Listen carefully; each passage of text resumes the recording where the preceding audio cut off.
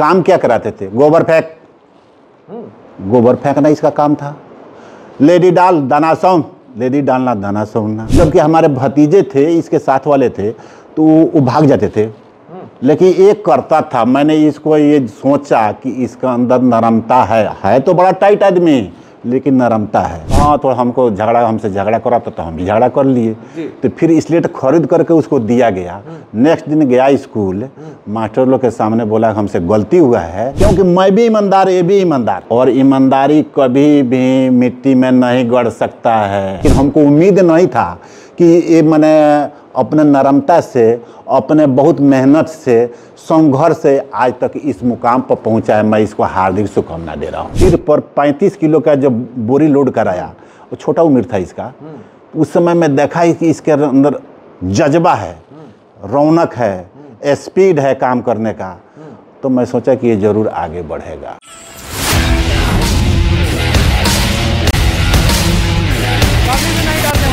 दर्द पांव में हुई तो आंखों के आंसू को अपनी बुलंदियों का सहारा बना लिया। नमस्कार, मेरा नाम अनूप नारायण सिंह है और आज जिस व्यक्ति से हम बात करने जा रहे हैं, जिस विषय पर बात करने जा रहे हैं, उसको जानने के बाद आपको भी जरूर लगेगा कि एक इंसान जब एक बड़ा नाम बनता है तो उसके संघर्ष की कहानी कैसे शुरू होती है। आपने नाम सुना होगा मनीष कश्यप का। देश ही नहीं, पूरी दुनिया में यूट्यूब के माध्यम से बिहार का नाम रोशन करने वाला युवा। आज हमारे साथ मनीष कश्यप जी के मौसा जी हैं और इनका नाम है नवीन कुमार सिंह जी। ये रहने वाले हैं मोतिहारी के कंछेदवा गांव के, और इनसे जो हम बातचीत करेंगे पूरे इत्मीनान से आप सुनेंगे कि मनीष कश्यप का जो बचपन था, उस बचपन की कई कहानियां इनकी जुबानी सुनाएंगे, उस दुख दर्द को, उस संघर्ष को और उस जज्बे को कि बचपन में कैसे मनीष कश्यप आज के मनीष कश्यप बनने की तरफ अग्रसर थे। सबसे पहले आपका स्वागत है। सच तक न्यूज के हार्दिक शुभकामना। मनीष कश्यप जब छोटा था जी, तो देवी जी के स्कूल में वो पढ़ने के लिए जाता था। वो 2020 की बात होगा, ये 2020 का नहीं, उसके पहले का। तो छोटा था तो जाता था। उस समय हम दुकानदारी करते थे और हमारे दरवाजे पर 4-5 गाय था। उसके बाद में इससे हम काम क्या कराते थे? गोबर फेंकना इसका काम था। लेडी डाल दाना सौन, लेडी डालना दाना सौनना। चल पुअरा काटो, लेडी काटा कॉल में पुअरा काटता था। शाम को जाता था तो अपने मौसी को बोलता था हम ना आ रहे थे ही, बड़ा काम करावे को पड़ता था। हम कहीं खाना खाता है तो हाँ, कपड़ा पहनता है तो हाँ, काम तो करना पड़ेगा। फिर कभी कभी सरसों पीटवाना, सरसों पीट पाट के उसका पत्ती फेंकना। फिर उसके बाद में इसे फिर रोता भी था, लेकिन मैं इसको प्यार भी करता था, मैं बहुत ज़्यादा प्यार भी करता था। अब कोई बात नहीं, काम करो, कोई बात नहीं। जबकि हमारे भतीजे थे, इसके साथ वाले थे, तो वो भाग जाते थे, लेकिन एक करता था। मैंने इसको ये सोचा कि इसका अंदर नरमता है तो बड़ा टाइट आदमी, लेकिन नरमता है। फिर धान वान खरीद करके हम शाम को 34 बोरा से लेकर 26 बोरा तक पर डे धान खरीद लेते थे। ये आता था सिलाई करके, इसके सिर पर हमारा उठा करके रखना है और ये जाकर छली मार करके आता था धान का। हमें वहाँ पर कुछ दुकानों का था नहीं, हमने भाई चल अब घर, अब खूब खाओ, खूब पढ़ो, खूब। ये इसने 2-3 साल रहा, लेकिन इसकी काफ़ी परेशानी को देख करके घर वाले भी थोड़ा सा हम पर नाराज हो गए कि इतना ना काम कराते हुए इसे, इतना ना काम कराते हुए इसे। तो हम बोले कि नहीं, तो खाना खाना है, कपड़ा पहनना है, तो काम करना भी है और पढ़ना भी है।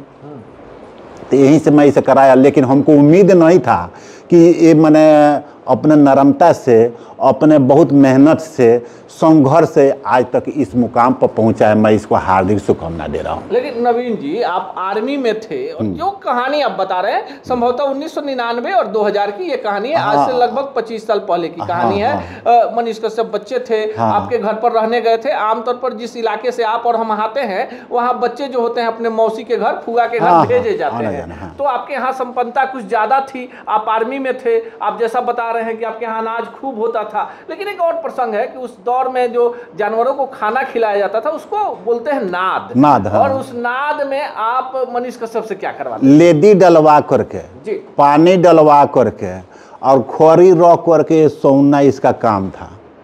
सुबह गोबर भी फेंकना इसी का काम था और शाम को गोबर फेंकना इसी का काम था।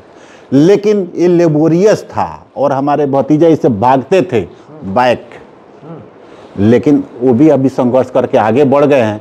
लेकिन लेबोरियस था तो ये संघर्षमय जिंदगी बिताते बिताते आज तक इस पोजीशन पर पहुंचा है। लेकिन आप जो कहानी बता रहे हैं कि जो लोग नहीं समझ रहे, आपको बता दें कि जो जानवरों को चारा खिलाया जाता है उसको भोजपुरिया इलाके में लेदी कहते हैं। ये धान का होता है, धान का जो सूखा हुआ पात होता है, पुआल का होता है, फिर मकई के डंठल का होता है, जो हरी घास होती है, इन सबको लेदी कहा जाता है। और उनको काटने का जो कल होता है उसको बोलते हैं लेदी कट्टा। एकदम प्योर भोजपुरी का शब्द है। नवीन जी कंछेदवा से हैं और कंछेदवा की एक अपनी कहानी भी है, उस पर भी हम चर्चा करेंगे। लेकिन हम आपको आज कई सारे रहस्यों से पर्दा उठा रहे हैं और आपको बता रहे हैं मनीष कश्यप जी के मौसा जी हैं, आर्मी में रहे हैं और मनीष कश्यप जी का बचपन जो है इनके घर पर गुजरा है। और देखिए संघर्ष क्या होता है। तो एक छोटा बच्चा आपके घर पढ़ने के लिए आता है, आप उससे खेती का काम करवाते हैं, उससे आप बोझा उठवाते हैं, बोझा यानी जो गेहूं या धान का जो गोबर फेंकवाते हैं। इससे क्या होगा? नीचे वाला काम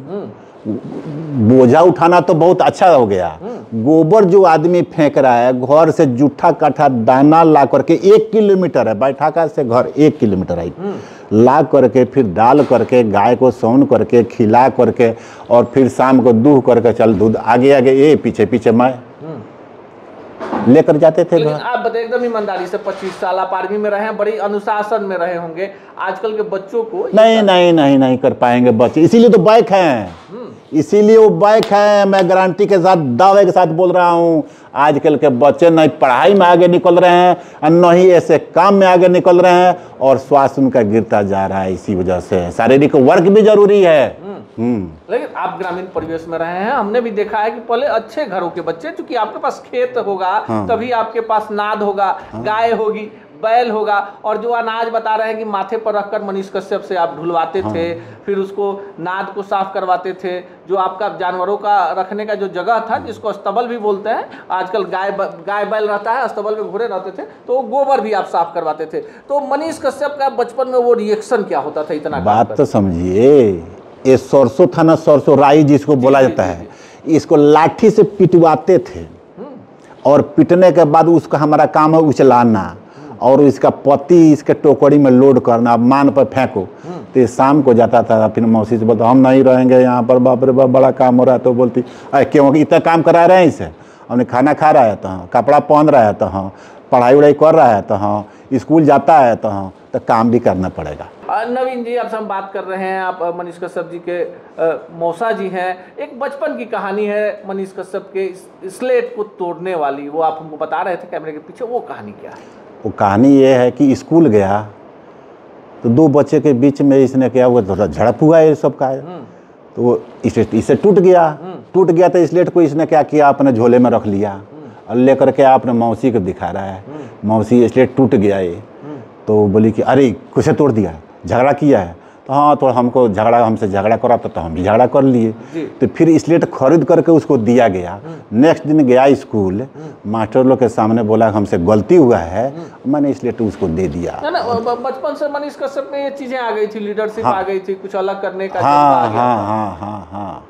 लेकिन जो संघर्ष, लेकिन ये बड़ा होनहार लड़का था। मैंने इसको जब सिर पर 35 किलो का जब बोरी लोड कराया, वो छोटा उम्र था इसका, उस समय मैं देखा कि इसके अंदर जज्बा है, रौनक है, स्पीड है काम करने का। तो मैं सोचा कि ये जरूर आगे बढ़ेगा। अच्छा, आपने सोचा, आपने आगे बढ़ेगा। बचपन के संघर्ष को बताया।